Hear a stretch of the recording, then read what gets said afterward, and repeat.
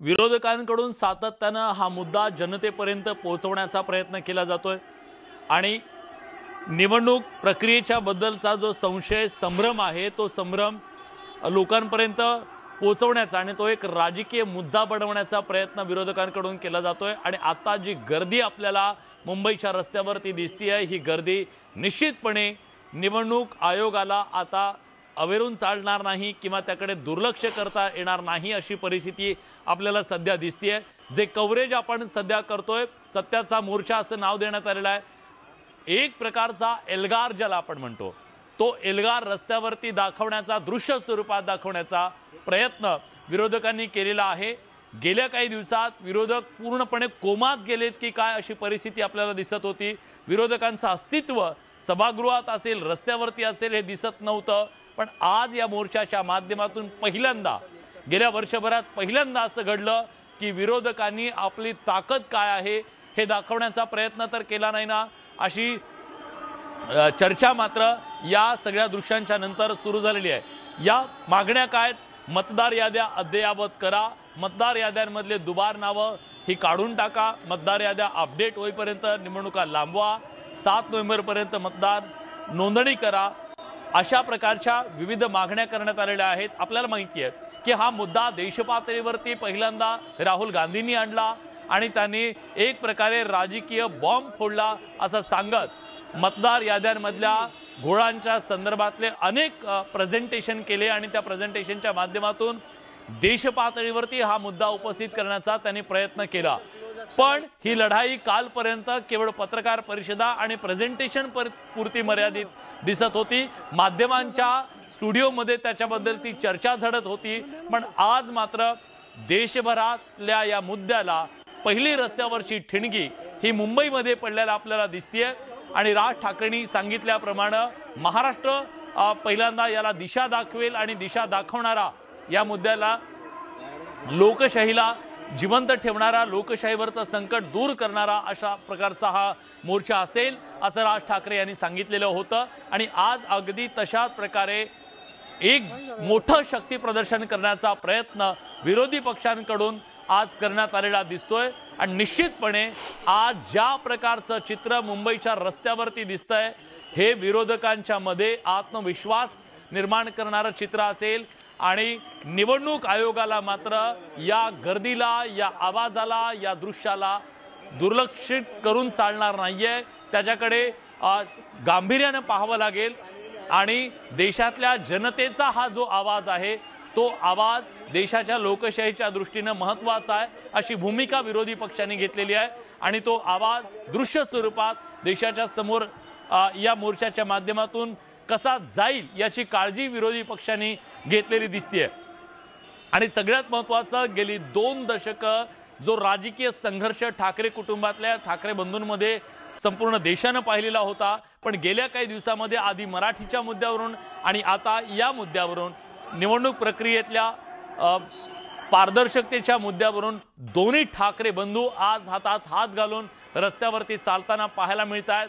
आणि ही litmus taste होती खरं तर या दोन भावांच्या एकत्रित येण्याच्या नंतर काय परिणाम साधला जाऊ शकतो याच्याबद्दलची चर्चा राजकीय वर्तुळात सुरू होती। मराठीच्या मुद्द्यावरून 2 भावांचं एकत्रित मोर्चा निघणार होता, पण तो निर्णय मागे घेण्यात आला, त्यामुळे तो मोर्चा होऊ शकला नाही। त्यानंतर एक सभा झाली, विजय सभा, आणि त्याच्यामध्ये ते दोघे एकत्र आले। पण आज राजकीय दृष्ट्या हे 2 भाऊ जेव्हा मुंबईच्या रस्त्यावरून एकत्र चालतील तेव्हा त्यांच्या मागे किती लोक असतील, लोकांची काय भावना असेल याच्याबद्दलचा एक उत्सुकता निश्चितपणे होती। आणि आज दोघांनी ज्या प्रकारे विशेषतः मनसेनं जी शक्ती या मोर्चाच्यासाठी लावलेली दिसतेय, या पूर्ण गर्दीमध्ये मनसेचे झेंडे खूप मोठ्या संख्येने दिसत आहेत। काँग्रेस मात्र तितक्या ताकदीनं या मोर्चामध्ये उतरलेली दिसत नाहीये। म्हणजे आपल्याला जे दृश्य दिसत आहेत त्यानुसार काँग्रेसचे झेंडे खूप कमी दिसत आहेत, प्रमुख नेते आहेत त्यांचे, पण आता शिवसेना उद्धव बाळासाहेब ठाकरे पक्षाचे झेंडे दिसत आहेत, मनसेचे झेंडे दिसत आहेत, पण त्या तुलनेत आता शरद पवारांच्या राष्ट्रवादी काँग्रेसची शक्ती फार नाहीये मुंबईमध्ये, पण काँग्रेसची शक्ती निश्चितपणे मुंबईमध्ये आहे। त्यांचं प्रतिनिधित्व इथं थोडंसं कमी आपल्याला दिसतंय। पण तरी सुद्धा दोन ठाकरे बंधूंनी मात्र याच्यासाठी आपली ताकद लावलेली आपल्याला दिसते आणि एक मोठी गर्दी करत एक विराट मोर्चा आपण काढू शकतो। आणि ज्या प्रकारे सध्या सभागृहापासून सगळीकडे विरोधकांचा आवाज क्षीण होताना दिसत होता तो बुलंद करण्याचं काम आजच्या मोर्चाच्या माध्यमातून विरोधकांनी केल्याचं स्पष्टपणे आपल्याला दिसतंय। मोर्चा सुरू झालेला आहे, गर्दी प्रचंड आहे। मुंबईच्या रस्त्यावरती शनिवारचा दिवस आहे आणि या शनिवारच्या दिवशी सुद्धा इतक्या मोठ्या संख्येने हजारोंच्या संख्येने लोक रस्त्यावरती उतरून निवडणूक आयोगापर्यंत आपलं गाऱ्हाणं आपलं म्हणणं आपले आक्षेप नोंदवण्याचा प्रयत्न करतायत। हा जो मोर्चा निघालेला आहे त्या मोर्चाच्या माध्यमातून राष्ट्रवादी शरदचंद्र पवार पक्ष, शिवसेना उद्धव बाळासाहेब ठाकरेंचा पक्ष, काँग्रेस, मनसे हे प्रमुख जे विरोधी पक्ष आहेत ते प्रमुख विरोधी पक्ष आज एकत्र आपल्याला आल्याचं पाहायला मिळतंय। शरद पवार आपल्याला दिसतात कॅमेरा 11 मध्ये, कॅम 1, कॅम 7, कॅम 13 म्हणजे जवळपास 18 कॅमेरे वेगवेगळे आहेत ज्या कॅमेऱ्यांच्या माध्यमातून या मोर्चाचं प्रत्येक क्षण जो आहे प्रत्येक दृश्य तुमच्यापर्यंत पोहोचवण्याचा आम्ही प्रयत्न करतोय। राज्यातला काही लाल बावट्याचे सुद्धा म्हणजे कम्युनिस्ट पक्षाचे सुद्धा झेंडे आपल्याला या मोर्चाच्या मध्ये आपल्याला कॅम्प 15 मध्ये आपल्याला पाहायला मिळत आहेत। तिकडे मोर्चाच्या सांगतेच्या नंतर जेव्हा थांबेल तेव्हा जी भाषणं होतील त्यातलं स्टेज दिसतंय, तिथं सुद्धा मोठ्या संख्येनं कार्यकर्ते जमलेले आहेत। रस्त्यावरून कॅम्प 7 मध्ये आपण बघू शकतो आता की ठाकरे बंधू चालताना दिसत होते आपल्याला। तर एक प्रकारे शरद पवार हे गाडीमध्ये आहे ते चालू शकत नाहीत पण तरी सुद्धा त्यांनी या मोर्चामध्ये आपण आहोत हे असा त्याचा अर्थ होतो। पण निवडणूक आयोगाने वोट चोरी जी झालेली आहे त्या बाबतीत भारतीय जनता पक्ष यांच्या विरोधी आम्ही काय बोललेलो नाहीये, त्यामुळे त्यांनी त्यांची बाजू घ्यावी अशी घटना झालेली नाही। आणि असं होत असेल तर त्या सगळ्या केसमध्ये भारतीय जनता पक्ष एक लाभार्थी आहेत असा त्याचा अर्थ होतो।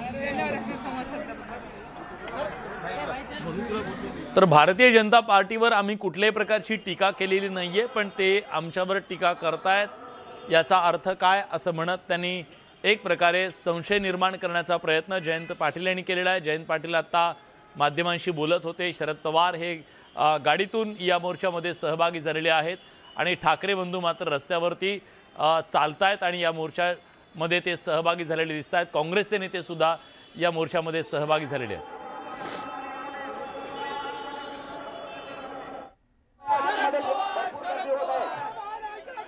एक प्रचंड गर्दी या मोर्चाला कार्यकर्त्यांनी केलेली दिसते आणि या गर्दीच्या माध्यमातून विरोधी पक्षांनी पुन्हा एकदा आपला आवाज बुलंद करण्याचं काम केलेलं आहे। शिवाय येणाऱ्या निवडणुकांच्या दृष्टीने विरोधी पक्षांनी आपली एकजूट दाखवत शक्ती प्रदर्शन करण्याचा प्रयत्न केलेला आपल्याला स्पष्टपणे दिसतोय। हा मोर्चा एक प्रकारे लिटमस टेस्ट होती। ठाकरे बंधूंच्या एकत्र येण्याचा परिणाम नेमका काय असू शकतो याची विरोधकांच्या मध्ये एकजूट आहे का या प्रश्नाचं उत्तर देण्याची आणि त्याचबरोबर जो मुद्दा आतापर्यंत प्रेस कॉन्फरन्स म्हणजे पत्रकार परिषदांच्या माध्यमातून असेल किंवा त्यांच्या प्रेझेंटेशनच्या माध्यमातून जो दाखवण्याचा प्रयत्न सुरू होता त्याला ग्राउंडवर रस्त्यावरती किती प्रतिसाद मिळतो याच्याबद्दलची ही लिटमस टेस्ट आहे खरं तर असं म्हटलं तर वावगं ठरणार नाही।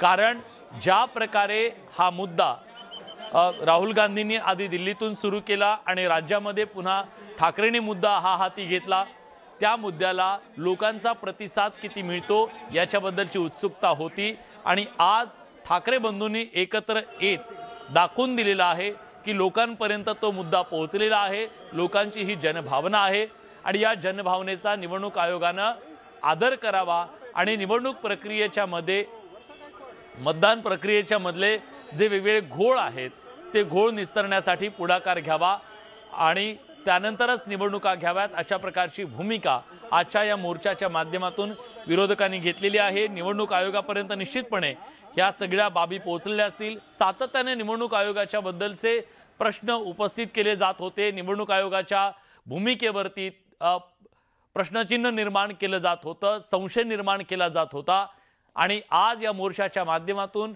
निवडणूक आयोगाला इशारा देण्याचं काम विरोधी पक्षांकडून करण्यात आलेलं आहे। खरं तर निवडणूक प्रक्रियेबद्दलचे आक्षेप आरोप हे काही नवे नव्हते, पण आता हे प्रमुख नेते मुंबई महानगरपालिकेच्या जिथं स्टेज उभारलं गेलेलं आहे मंचापर्यंत पोहोचलेले आहे। सत्याचा मोर्चा हा चालत सगळे नेते मंडळी पोहोचलेली आहे। इथं प्रमुख नेत्यांची भाषणं होणार आहेत असं कळतंय आणि या भाषणांची खरं तर सगळ्यांना उत्सुकता आहे, कारण मोर्चा काढला, शक्ती प्रदर्शन केलं, पण आता पुढची भूमिका काय, पुढे हा मुद्दा कसा रेटला जाईल, कशा पद्धतीने लोकांमध्ये हा मुद्दा नेला जाईल, याबद्दलचा सुतोवाच कदाचित आजच्या या भाषणांच्या माध्यमातून केलं जाईल। हा मोर्चा का गरजेचा होता, तो का काढला, त्यातनं काय साध्य केलं, अशा प्रकारच्या प्रश्नांची उत्तरं या प्रमुख नेत्यांच्या भाषणांच्या माध्यमातून मिळू शकतील। आणि 1 नोव्हेंबरची जी तारीख आज मुकरर करण्यात आलेली होती आणि या आजच्या सभेच्या माध्यमातून राज्यातल्या नव्हे तर देशभरातल्या विरोधी पक्षांना सुद्धा कदाचित एक आवाहन केलं जाऊ शकतं, पुढची दिशा आंदोलनाची काय असेल याच्याबद्दलचं सुतोवाच कदाचित केलं जाऊ शकतं। तर आजच्या या मोर्चाच्यासाठी हजारोंच्या संख्येनं कार्यकर्त्यांची गर्दी जमवण्यात मात्र विरोधी पक्षांना यश आल्याचं आपल्याला दिसतंय, कारण या 2 ते 2.5 किलोमीटरच्या परिसरामध्ये जिकडे बघावं तिकडे कार्यकर्त्यांची गर्दी आपल्याला पाहायला मिळाली। तर व्यासपीठावर आता सुप्रिया सुळे, आदित्य ठाकरे हे पोहोचलेले आहेत। काही प्रमुख नेते सुद्धा पुढच्या काही वेळामध्ये या व्यासपीठावरती पोहोचतील आणि आज शरद पवार, उद्धव ठाकरे, राज ठाकरे यांची प्रमुख भाषणं होणार आहेत असं आपल्याला कळतंय। तर एक मोठी गर्दी या संपूर्ण परिसरामध्ये झालेली आहे। या सगळ्या मोर्चाची वेगवेगळी क्षणचित्र ही तुमच्यापर्यंत जवळपास 18 कॅमेऱ्यांच्या माध्यमातून आम्ही पोहोचवतोय आणि एक मेगा कव्हरेज या विरोधी पक्षाच्या मोर्चाचं महाराष्ट्राच्या पर्यंत पोहोचवण्याचं काम न्यूज 18 लोकमतच्या माध्यमातून आम्ही करतोय। सत्याचा मोर्चा असं म्हणत लोकांना सत्य कळावं आणि असत्य सांगावं अशा प्रकारची भूमिका घेत आम्ही हा मोर्चा काढतोय असं सांगण्यात आलं।